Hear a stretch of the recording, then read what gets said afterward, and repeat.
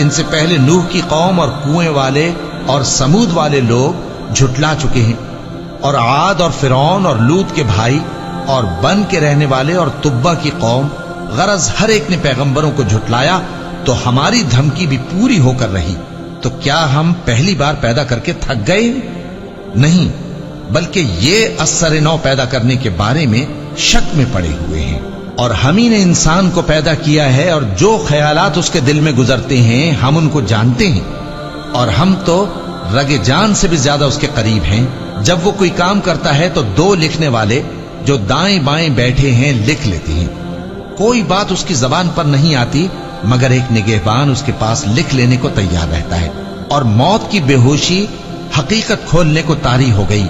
اے انسان، یہی وہ حالت ہے جس سے تو بھاگتا تھا، اور سور پھونکا جائے گا، یہی عذاب کی دھمکی کا دن ہے۔ اور ہر شخص ہمارے سامنے اس حال میں آئے گا کہ ایک فرشتہ اس کے ساتھ ہانکنے والا ہوگا اور ایک اس کے اعمال کی گواہی دینے والا۔ یہ وہ دن ہے کہ اس سے تو غافل ہو رہا تھا، اب ہم نے تجھ پر سے پردہ اٹھا دیا تو آج تیری نگاہ تیز ہے۔ اور اس کا ہم نشی فرشتہ کہے گا کہ یہ اعمال نامہ میرے پاس تیار ہے۔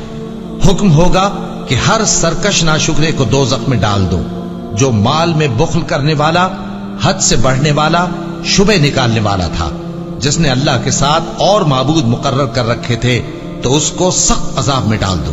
اس کا ساتھی شیطان کہے گا کہ اے ہمارے پروردگار، میں نے اس کو گمراہ نہیں کیا تھا بلکہ یہ آپ ہی رستے سے دور بھٹکا ہوا تھا۔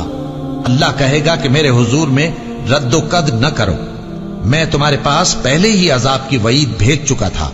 میرے ہاں بات بدلہ نہیں کرتی، اور میں بندوں پر ظلم کرنے والا نہیں۔